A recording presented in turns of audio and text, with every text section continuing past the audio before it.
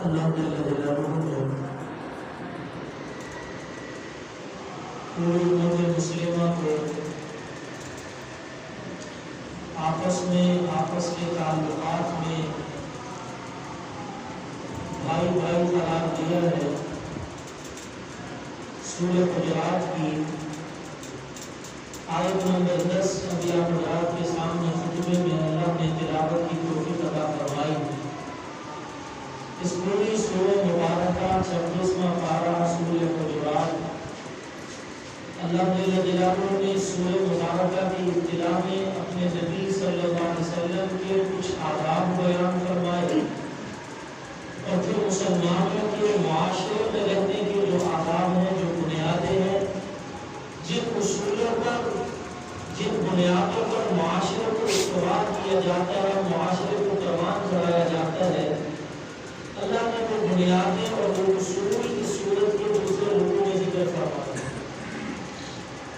معاشرتی مسائل، معاشرتی جتنے جھگڑے ہیں، ان کی بنیاد ذکر کرتے ہوئے ان کے بارے میں اصول سکھاتے ہوئے سب سے پہلی بات اللہ نے ارشاد فرمائی، انما المؤمنون اخوہ، ساری دنیا کے مسلمان ایمان والے آپس میں بھائی بھائی ہیں، بھائیوں کی طرح رہنا۔ اور پھر اس کے بعد اللہ جل جلالہ نے مختلف احکامات دیے کہ بھائی بھائی والا معاشرہ کب قائم ہوگا۔ آگے 9 صفات ذکر فرمائی کہ اگر کوئی دوسرے کا مذاق نہ اڑائے، کسی کا عیب نہ نکالے، کسی کی غیبت نہ کرے اور کسی کو برا بھلا نہ کرے، بے شمار وہ چیزیں بھی ذکر فرمائی کہ اگر ان بنیادوں کا خیال رکھا جائے، مسلمان معاشرہ ایسا ہوگا، اس معاشرے میں بسنے والے تمام افراد سگے ماں باپ کی اولاد کی طرح، بہن بھائیوں کی طرح رہیں۔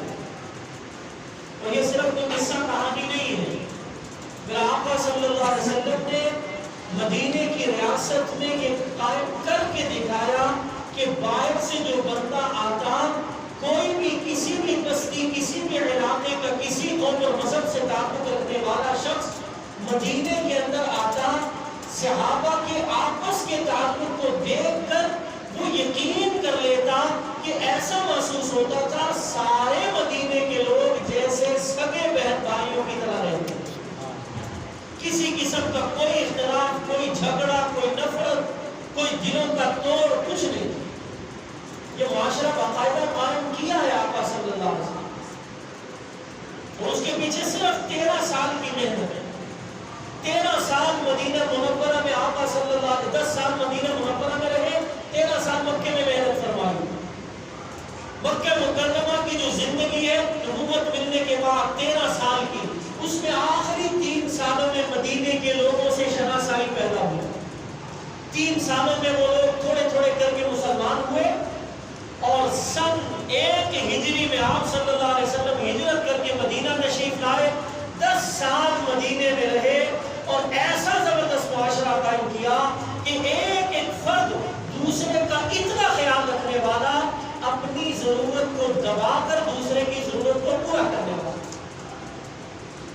اسے کہتے ہیں ایثار کرنا۔ قرآن میں اللہ نے انصار صحابہ کی یہ صفت ذکر کی، وَيُؤْثِرُونَ عَلَىٰ أَنفُسِهِمْ وَلَوْ كَانَ بِهِمْ خَصَاصَةٌ، اپنے اوپر دوسروں کو ترجیح دیتے ہیں اگرچہ انہیں خود بھی ضرورت ہوتی۔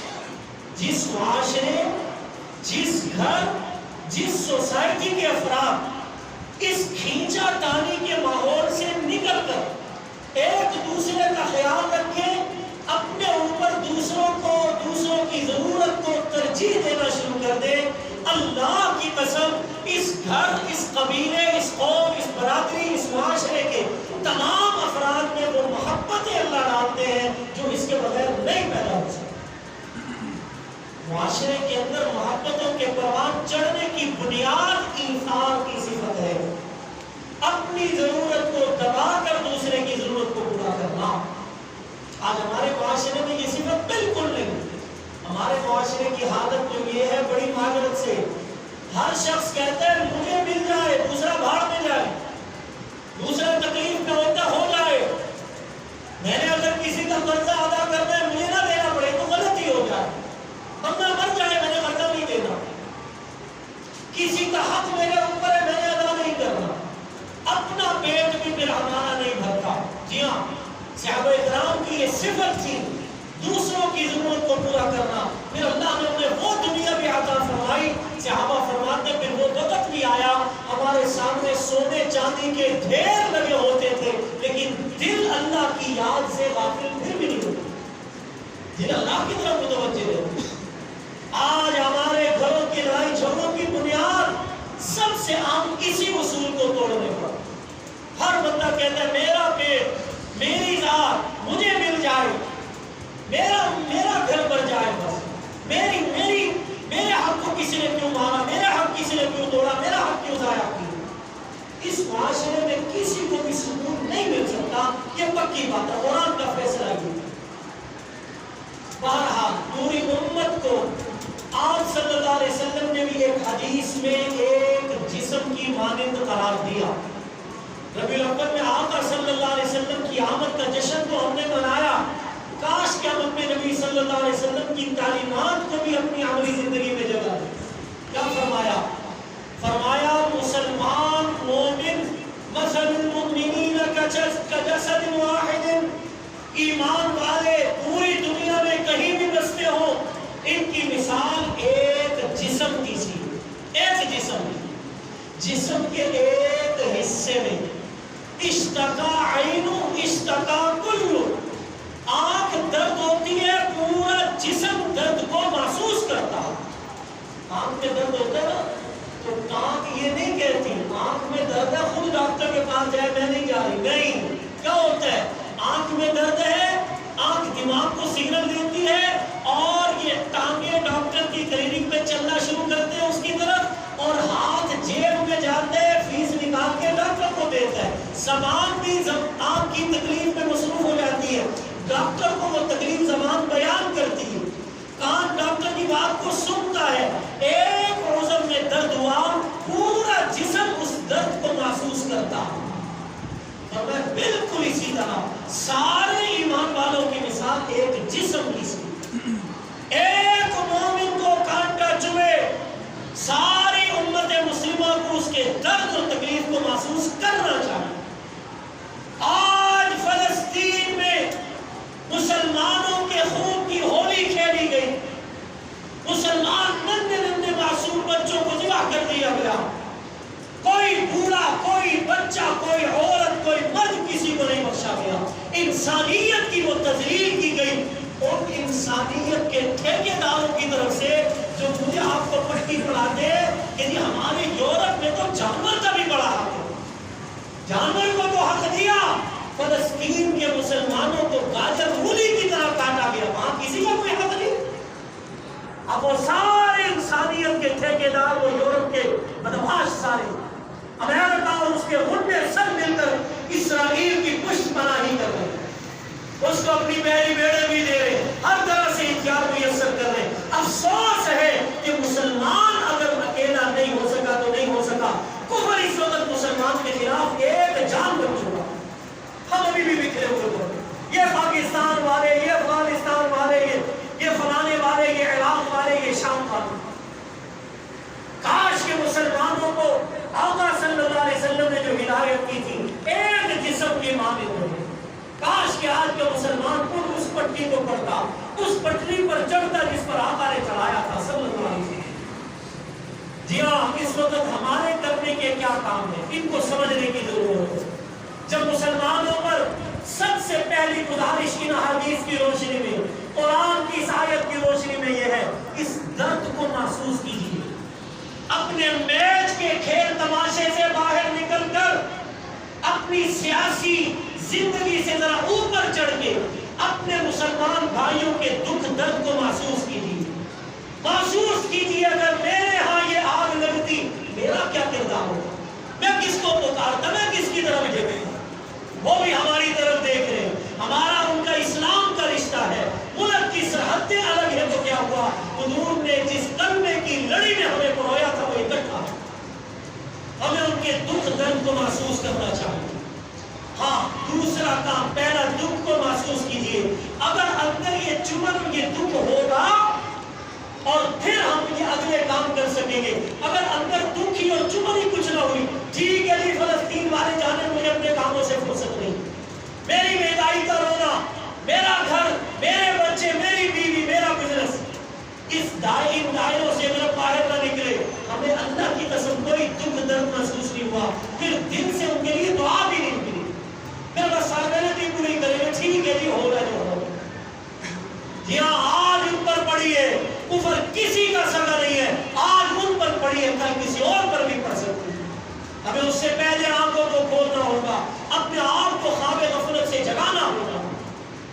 پہلا کام ان کے دکھ کا محسوس کیجیے. آقا صلی اللہ علیہ وسلم نے فرمایا ایک عذر میں تکلیف ہوتی ہے، پورا جسم جاگتا ہے، پورا جسم بخار میں مبتلا ہوتا ہے. ایک مسلمان کو کانٹا چبھے، پوری امت مسلمہ کو تکلیف ہونی چاہیے. دوسرا کام کرنے کا، میرا آقا صلی اللہ علیہ وسلم نے فرمایا کیا میں تمہیں صحابہ کو مخاطب کر کے کیا میں تمہیں ایسی چیز نہ بتاؤں جو تمہاری مصیبتوں میں تمہارے کام آنے والی ہو؟ صحابہ نے آج کے حضور ضرور بتائیے. فرمایا رات اور دن میں اللہ سے رو رو کر گڑ گڑا کر دعا مانگو. دوسرا کام کرنے کا کچھ اور نہیں کر سکتے، کم از کم ان مظلوم فلسطینی مسلمان بھائیوں بہنوں کے لیے دعا کی، ان کے لیے گڑ گڑانا، اللہ کے سامنے رونا. خود آقا صلی اللہ علیہ وسلم، کچھ لوگ آج معاشرے میں دو رخی رویہ اختیار کرتے ہیں. جی ہاں کہتے صرف دعا سے کیا ہوگا جی، اسباب کے درجے میں جہاد کے لیے نکلنا چاہیے، جانا چاہیے. وہ باتیں اپنی جگہ درست ہے، لیکن دعا فائدے سے خالی نہیں ہے. میں نے پہلے بھی عرض کیا تھا 3-4 دن پہلے، جب ہم نے اپنی اس مسجد کے اندر فجر کی نماز میں قنوت نازلہ شروع کی، میں نے اس وقت بھی عرض کیا تھا آقا صلی اللہ علیہ وسلم تشریف فرما ہے، چند لوگ آئے ہیں بنو سلیم قبیلے، اسیہ ہے، رار ہے، زکوان ہے، مختلف قبائل ہیں. حضور ہم نئے مسلمان ہوئے، اپنے صحابہ ہمارے ساتھ بھیجے، ہم ذرا دین سیکھنا چاہتے ہیں. آپ صلی اللہ علیہ وسلم نے بھیج دیا صحابہ کی چھوٹی سی جماعت کو. ان بدبختوں نے جاتے ہوئے راستے میں ان مظلوم صحابہ کو شہید کیا، شہید کر دیا. ان کا مال اونٹ وغیرہ ہمکا کر لے گئے، بھاگ گئے. آپ صلی اللہ علیہ وسلم کو اطلاع ملی، خبر ملی. حدیث میں آتا ہے آقا صلی اللہ علیہ وسلم نے 1 مہینے تک ان بدبختوں کے خلاف فجر کی نماز میں ان کا نام لے لے کر بددعائیں کی. جی ہاں دعا معمولی نہیں ہے، دعا مومن کا ہتھیار ہے. الدعاء بسلاح المؤمن کے الفاظ ارشاد فرمائے. دعا مومن کا بہت بڑا ہتھیار ہے، اللہ کی مدد کو لینے والی چیز. آقا صلی اللہ علیہ وسلم نے اپنے طور پر جتنے بدر میں اسباب تیار کر سکتے تھے کیے. مختصر سی صحابہ کی جماعت کو لا کر میدان میں کھڑا کیا. 313 کی مختصر جماعت ہے، خود خیمے میں جا کر دعا مانگو. یا حی یا قیوم برحمتک استغیث. دعا مومن کے لیے طاقتور ہتھیار، معمولی نہیں ہے. آپ صلی اللہ علیہ وسلم نے قنوت نازلہ پڑھائی. 1 مہینے تک مسجد نبوی کے اندر ان بدبختوں کے نام کے خلاف نام لے لے کر وہ دعائیں کرتے. آج بھی امت کو ضرورت ہے ان دعاؤں کی.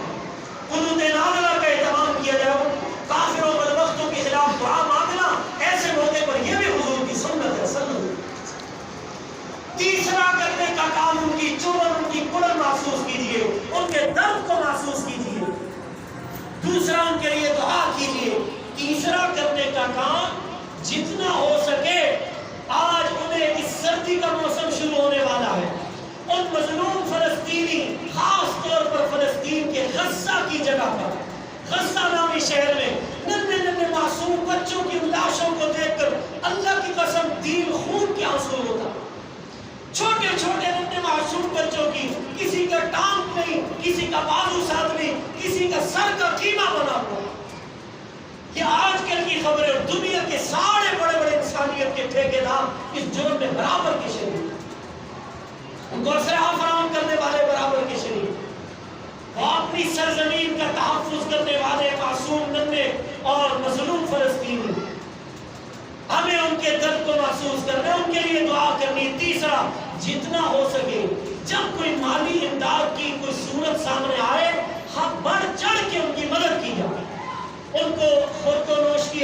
مہیا کی جائے، کھانے پینے کی چیزیں، بستر، کپڑے، جو چیزوں میں چاہیے اس کو فوری طور پر بندوبست کر کے ان تک پہنچایا جائے، اور مسلمانوں کے حکمرانوں کو اس موقع پر غیرت کھانی چاہیے۔ جی ہاں، ان کے درد کو محسوس کرتے ہوئے ہر طرح سے ان کے کام آنا۔ خدا کا صلی اللہ علیہ وسلم نے بے شمار حدیثوں میں اس کی ترغیب فرمائی۔ ایک حدیث سنیے، میرے آقا صلی اللہ علیہ وسلم نے فرمایا، کوئی شخص کسی مسلمان بھائی کی حاجت کو پورا کرنے کے لیے، جی ہاں، مسلمان بھائی کی حاجت کو پورا کرنے کے لیے گھر سے نکلتا ہے، فرمایا ہر قدم پر اللہ جل جلالہ 70,000 نیکیاں اسے عطا فرماتے ہیں۔ 70,000 نیکیاں۔ فرمایا یہ جاتا ہے اور اپنے بھائی کی حاجت کو پورا کر کے اگر بالکل اسی طرح واپس آ گیا، فرمایا واپس ایسے لوٹا جیسے ماں کے پیٹ سے جنم لے کر آج ہی دنیا میں آیا، پچھلے سارے گناہ معاف۔ فرمایا بھائی کی ضرورت پورا کرنے کے لیے گیا، راستے میں موت کا فرشتہ آیا، فرمایا سیدھا بغیر حساب و کتاب کے اللہ اسے جنت میں داخل کرے۔ آج ہم کسی کے کام آنے کے لیے تیار نہیں، اپنے قریبی رشتہ دار کے کام آنے کے لیے تیار نہیں۔ آقا صلی اللہ علیہ وسلم نے فرمایا جو شخص کسی مسلمان بھائی کی ضرورت کے کام میں لگے، اس کی حاجت پوری کرنے میں لگے، فرمایا کہ اس کی حاجت جس نے پوری کی، اس بندے کو قیامت میں اللہ اس کی حاجتوں کو پورا کرے۔ جو کسی کی تکلیف کو آج دور کرے گا، قیامت کی تکلیفوں کو اللہ اس سے ہٹا دے گا۔ ایک اور روایت مشکاۃ شریف میں آتی ہے، فرمایا جنتی جا رہا ہوگا، گزر رہا ہوگا، جہنمیوں کو اللہ نے لائن میں لگایا ہوگا، جہنم میں بھیجنے کے لیے لائن میں کھڑے ہوں گے جہنمی، جنتی گزر رہا ہوگا اس کے پاس سے، ایک جہنمی کہے گا حضرت صاحب آپ کو دنیا میں نے پانی پلایا تھا، آپ نے پانی مانگا تھا، میرے پاس اور تو کوئی نیک عمل نہیں ہے، میرے بھی جہنم کا فیصلہ ہو گیا، آپ کو میں نے پانی پلایا تھا، اللہ کے واسطے مجھے جنت لے دے۔ دوسرا کہے گا حضرت صاحب آپ تو جنت میں جا رہے ہیں، میرے لیے جہنم کا فیصلہ ہو گیا، میں نے آپ کو وضو کا پانی دیا تھا، پانی پلایا تھا۔ دوسرا کہے گا میں نے وضو کا اتنی چھوٹی سی حاجت پوری کی تھی۔ ان چھوٹے چھوٹی مسلمان کی خدمت پر یہ جنتی ان دونوں کی سفارش کر کے اللہ سے جنت میں اپنے ساتھ لے جائے۔ آخر میں ایک اور حدیث سنیے، پھر آقا صلی اللہ علیہ وسلم نے فرمایا جو میرے کسی امتی کی حاجت کو، میرے کسی امتی کی حاجت کو پورا کر کے اس کے دل کو خوش کرے گا، اس نے میرے امتی کا صرف دل خوش نہیں کیا، اس نے مجھ محمد کا دل خوش کیا صلی اللہ علیہ وسلم۔ فرمایا جس نے میرے دل کو خوش کیا اس نے اللہ کو خوش کیا، جس نے اللہ کو خوش کیا اسے اللہ ضرور جنت میں داخل فرمائے۔ میرا عزیز و تیسرا کرنے کا کام، اپنے مظلوم مسلمان فلسطینی بھائیوں کے حوالے سے ان کے درد کو محسوس کیجئے، دل سے ان کے لیے مقبولیت کے اوقات میں دعائیں کیجئے، جتنا ہو سکے ان کے کام آئیے۔ آخری اور چوتھا کرنے کا کام کیا ہے؟ جو یہودی غاصب ہے فلسطین پر، یروشلم پر، غزہ پر، یہ بدبخت، یہ بزدل قوم جسے قرآن نے بندر اور خنزیر کہہ کر مخاطب کیا، اس بزدل قوم کی ماں اس وقت مرتی ہے جب اس کی معیشت پر آپ کا کام رہا، اس کو معاشی نقصان پہنچانا، اسرائیل کی پروڈکٹس کا بائیکاٹ کرنا، اس کو اپنے اندر سے نکالنا، اپنی زندگیوں سے اس کو ختم کر دینا، اس کا معاشی بائیکاٹ کرنا، اس سے ان بدماشوں کو، ان بدبختوں کو عبرت ملے گی اور مسلمانوں کا ظلم کرنے سے کسی درجے میں وہ پیچھے آ سکتے ہیں۔ ہماری ذمہ داری ان چار کاموں کی بنتی ہے، ان کے درد کو محسوس کیجئے، دعا کیجئے، جتنا ہو سکے تعاون کیجئے، ان کی بدماشوں کی پروڈکٹس کا بائیکاٹ کیجئے۔ یہ چار کام کرنے کے بعد انشاءاللہ ہم دنیا میں بھی اپنے بھائیوں کے کام آ سکتے ہیں۔